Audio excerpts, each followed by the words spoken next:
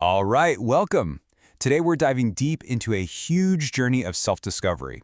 We're going to talk about how to break free from these invisible prisons we build in our own minds and wake up to who we really are. So let's start with something I think we've all felt, right? That feeling of just being stuck. Like you're running on a hamster wheel. Every day kind of feels the same, and no matter how hard you try to change things, you just end up in the exact same spot. Sound familiar? Well, according to the material we're looking at today, the reason we feel this way, it's because of something called the Matrix. And no, not the movie, it's this invisible system, this programming that's quietly running our lives in the background. And like I said, this isn't science fiction. It's a real psychological thing. The best way to think about it is like invisible software running on your computer, It's all these habits, beliefs, and limitations that got installed without you ever really clicking agree. So where does this software come from?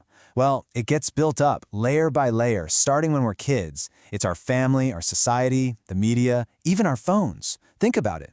Maybe someone once told you you're not good enough at something, and that little comment became a core belief. Or society says you got to get this job, you got to get married.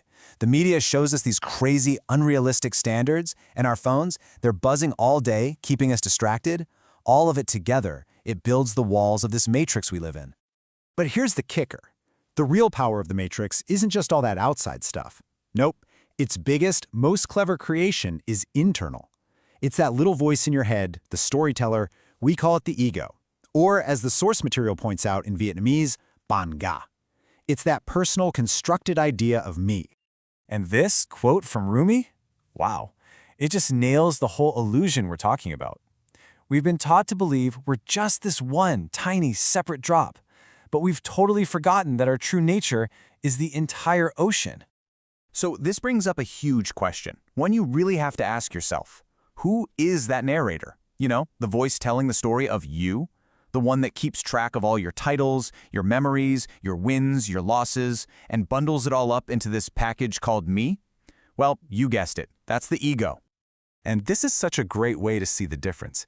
The ego, that temporary self, it's just a collection of stories. It's like a reflection in a mirror. It's there, but it's not the real thing. But your true nature, that's the eternal essence. It's pure awareness. It's the one watching the stories. Think of it like this. The ego is the clouds, always changing and moving.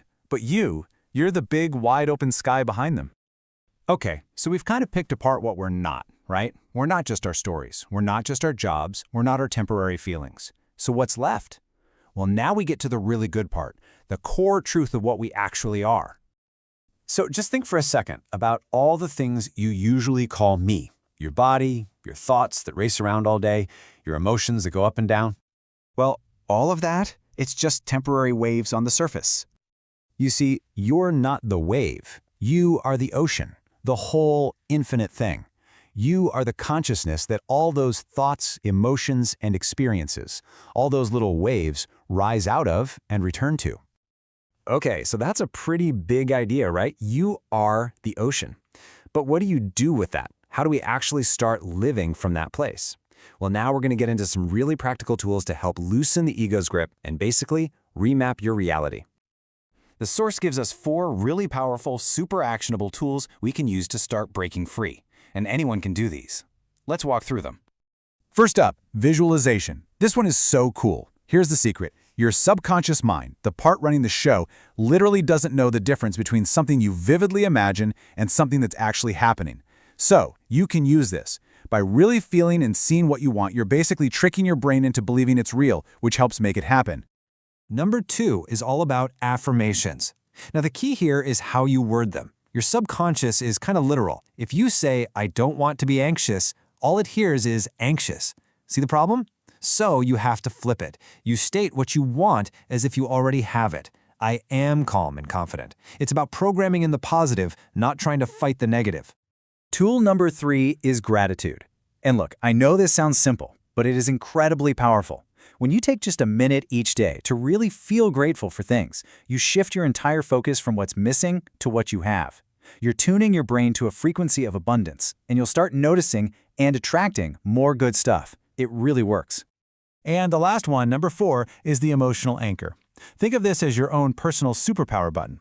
The idea is you link a powerful positive feeling, like total confidence, to a simple physical action, like touching your thumb and forefinger together. You practice it a few times. Then, whenever you need a boost of that confidence, you just do the action and boom, the feeling comes right back. It's an amazing way to shift your state in an instant. So when you start using these tools, something really fundamental starts to shift. You stop being a character in a story that someone else wrote for you, and you become the author. You start writing your own story, consciously.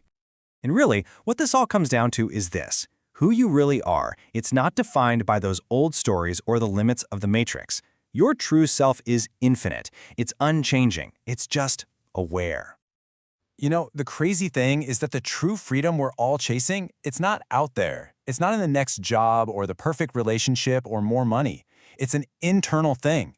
It's a realization. You find it the moment you start letting go of all the things you thought you were, but aren't. So I'm going to leave you with one final question to really think about. If you let go of everything, all the labels, all the memories, all the stories the ego tells you, what's left? Who are you then? And the answer to that, well, that's everything. Health is the most precious gift. If this video helped you or someone you love, please like, subscribe, and share so more families can stay safe and healthy.